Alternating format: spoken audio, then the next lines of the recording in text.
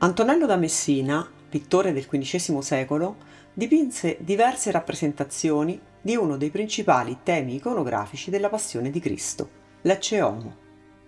I suoi Ecce Homo sono esposti al Metropolitan Museum di New York, al Louvre, alla Galleria del Palazzo Spinola di Genova e al Collegio Alberoni di Piacenza in Italia. Il tratto comune a questi dipinti è la sostituzione dell'antica iconografia bizantina del Cristo ieratico e solenne pur nel dolore della croce con una sua rappresentazione più moderna e densa di umanità. L'Ecce Homo di cui vi parlerò è quello recentemente salito agli onori delle cronache per essere stato acquistato dallo Stato italiano dalla nota casa d'aste Sotheby's di New York.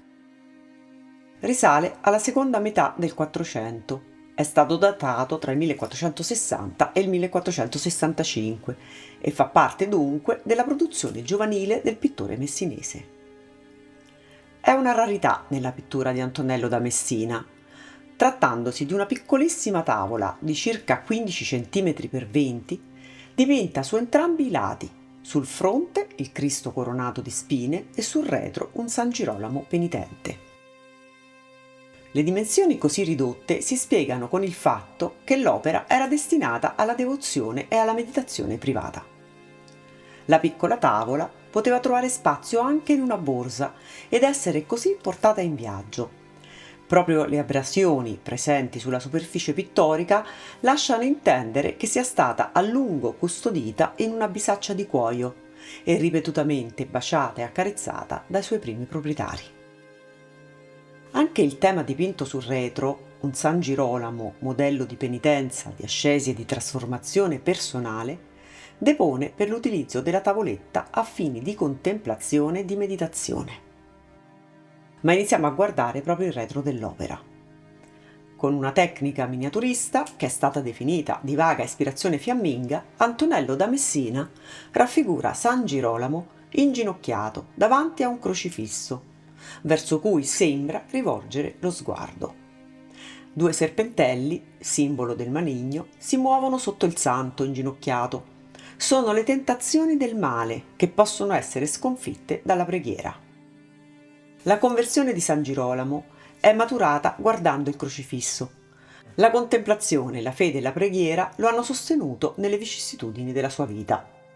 Passando per il deserto è giunto in Terra Santa, dove nel segreto di una cella di un monastero ha passato il resto della sua vita dedicandosi alla traduzione della Bibbia dal greco al latino, la Vulgata. Un libro aperto e un calamaio stanno lì a ricordare proprio l'impegno del santo nella traduzione delle sacre scritture.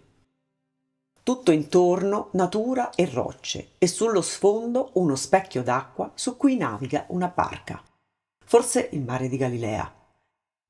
Dietro di lui, di fronte al crocifisso appena visibile, c'è una roccia con un foro, forse evocazione del sepolcro vuoto e quindi della Pasqua, da cui la croce non va mai disgiunta. Osserviamo ora la parte anteriore della tavoletta. Qui Cristo è raffigurato a mezzo busto, dietro un parapetto che non è una barriera, ma piuttosto un affaccio sulla soglia dello spazio reale. Un avvicinarsi di Cristo all'uomo. Gesù è raffigurato con tratti reali. Non è un modello ideale, trasfigurato, sovratemporale, ma una presenza umana, concreta. Un giovane uomo, segnato dalla sofferenza. Uno di noi, uno come noi, a noi contemporaneo. Una contemporaneità sottolineata dalla totale assenza di elementi che possano ricondurre ad un preciso ambiente o a un momento storico.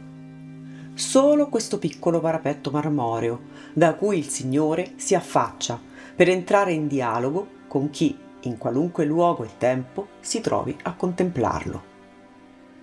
Un dialogo muto, ma intenso. Antonello racchiude in un volto tutta la narrazione evangelica della Passione. Il volto di Cristo che guarda direttamente lo spettatore, producendo in lui un effetto di forte coinvolgimento emotivo. Il suo sguardo non è accusatorio, ma suscita domande profonde, di senso. domande sul senso del dolore, della sofferenza umana, sulla compassione. Cristo si fa compagno dell'uomo nella sofferenza. Una sofferenza che non è priva di senso, ma salvifica, redentrice. Cristo compatisce con chi lì davanti, in preghiera, lo guardi e lo invochi e quasi piange con il fedele. I suoi occhi all'ingrandimento appaiono gonfi e arrossati e come velati dal riflesso liquido dell'inizio di un pianto. Le lacrime, che diverranno distinguibili nei successivi Ecce Homo del pittore messinese, sono ulteriore segno dell'umanità di Cristo, di quel condannato che in quanto vero uomo piange come un uomo e che in quanto vero Dio piange per l'uomo e con l'uomo, ne condivide la sofferenza, ne perdona gli errori. E di quest'uomo ci parla anche un dettaglio piccolo e quasi impercettibile, viste anche le piccolissime dimensioni del dipinto: la N rovesciata o invertita dell'acronimo INRI scritto sul parapetto da cui il Cristo si affaccia. Una N che non troviamo solo in questo e in altri dipinti di Antonello, ma in tanti altri luoghi e opere di vario genere. Tra le diverse letture date alla N rovesciata, mi limiterò a indicare quelle, a mio avviso, più corrette e consone a questo dipinto. Anzitutto, la lettera N, sia nell'alfabeto latino che in quello moderno, occupa una posizione centrale. Questa N, in posizione rovesciata, vuole forse evidenziare, quindi, l'importanza di questo uomo, il Nazareno, N di Nazareno, il quale ha certamente una posizione centrale nella storia dell'uomo. D'altro canto, da lui in Occidente si contano gli anni, una figura centrale certamente anche per il committente di questo dipinto. La N poi ha un valore particolare nella cosiddetta cabala fonetica o linguaggio degli uccelli.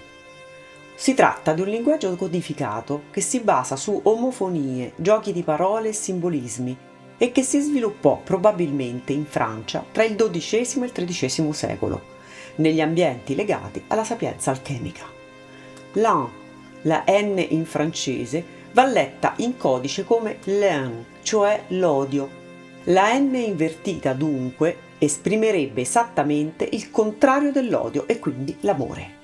E tanti altri sono i particolari mirabilmente racchiusi in questa piccola tavola che ci rivelano qualcosa di quest'uomo e del suo volto. Un uomo che non è definito dalla condanna e dalla morte di croce che lo attende. Le gocce di sangue, poche, una, forse due. Le piaghe dei flagelli che non sono vere ferite ma quasi dei graffi. Il cappio al collo che pare praticamente sciolto.